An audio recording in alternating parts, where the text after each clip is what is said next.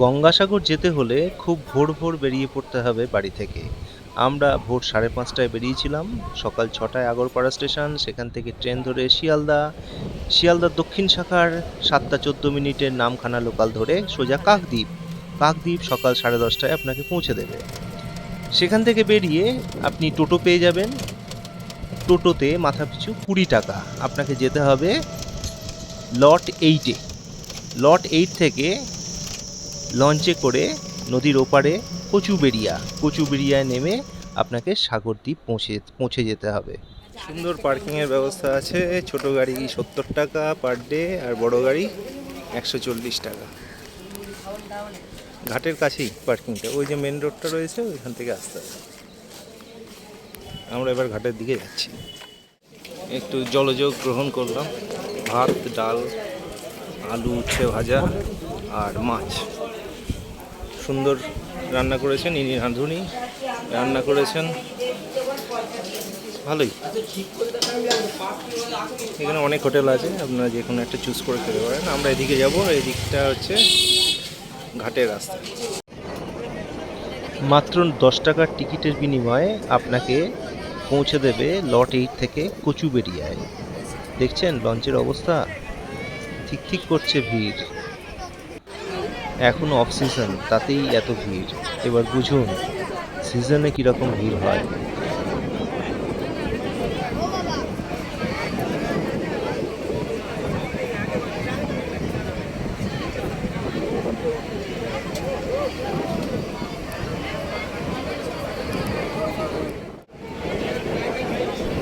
40 মিনিটের যাত্রা, সিট না পেলেও ক্ষতি নেই। যাত্রাপথটা খুবই মনোরম, বেশ হাওয়া খেতে খেতে যাওয়া যায়।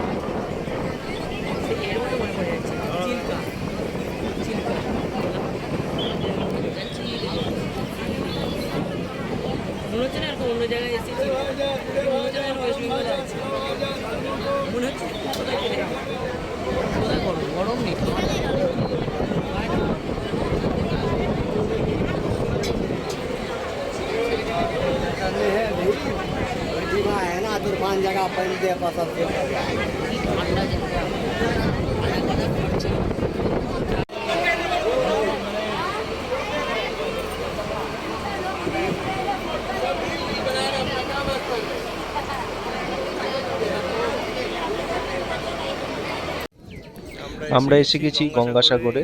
এটি গঙ্গাসাগরের জেটি, বা যেটিকে কচুবেড়িয়া ঘাটও বলে। সামনেই সংহতি গেট রয়েছে। এখান থেকেই আমরা অটো বা ম্যাজিক ভ্যানে চলে যাব গঙ্গাসাগরে। পার হেড 50 টাকা।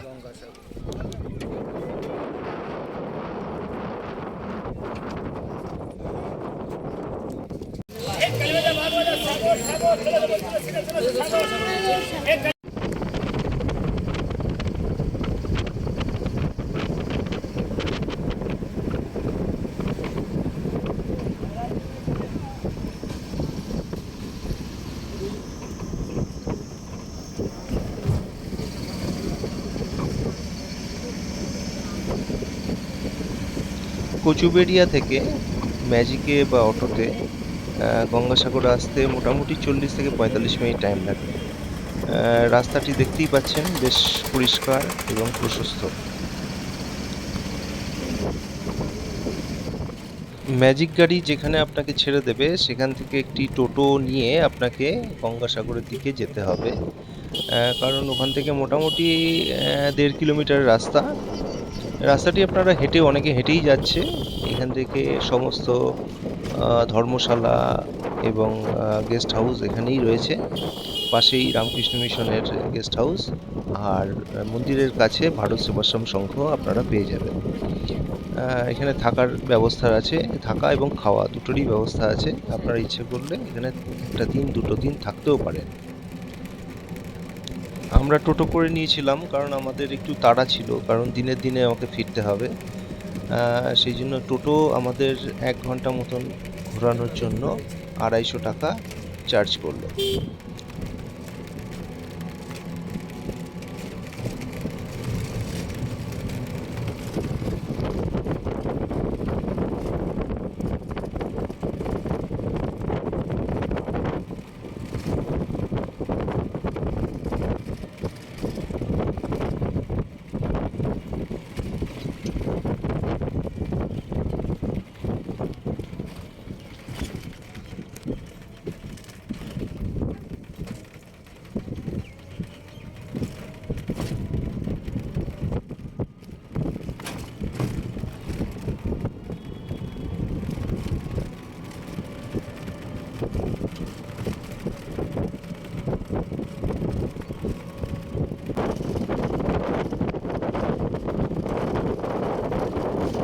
গঙ্গাসাগরে,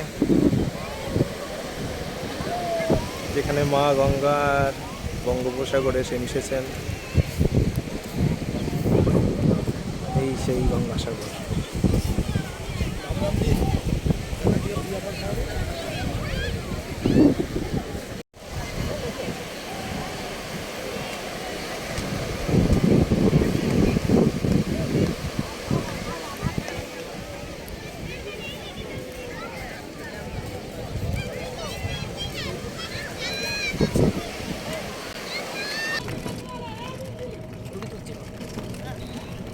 গঙ্গাসাগর দর্শন করে আমরা চলেছি কপিল মুনির আশ্রমের দিকে। এখানেই কপিল মুনির আশ্রমের মন্দির রয়েছে এবং সেখানে পাশেই ডালা আর্কেড করা আছে। এই যে ডালা আর্কেডগুলো দেখতে পাচ্ছেন, এখান থেকে আমরা পুজোর সামগ্রী নিয়ে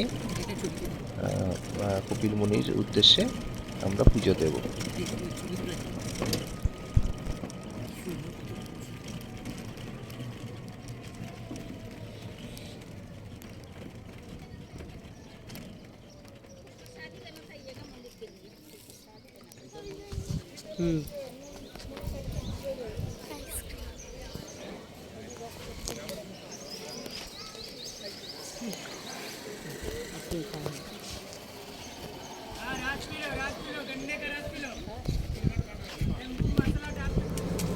এবার ফেরার পালা।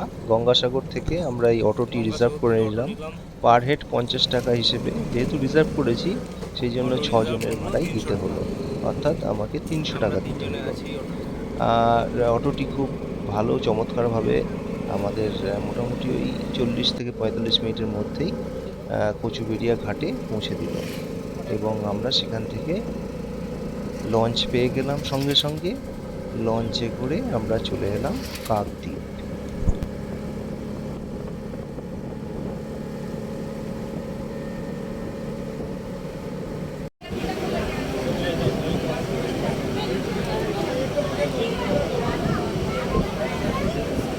ফেরার পালা।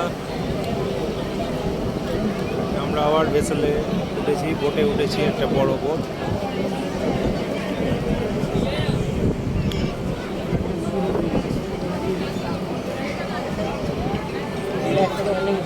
সানা দাঁড়িয়ে আছে, সানার মা দাঁড়িয়ে আছে।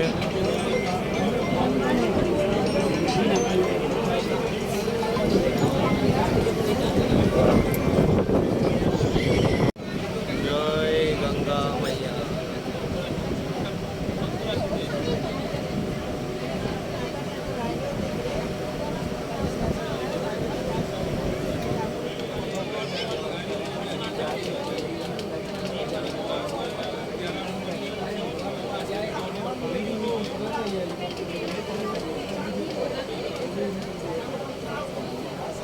একইভাবে টোটো নিয়ে কাকদ্বীপ স্টেশন, কাকদ্বীপ থেকে 3:15 লোকাল, সেখান থেকে শিয়ালদা, তারপরে বাড়ি।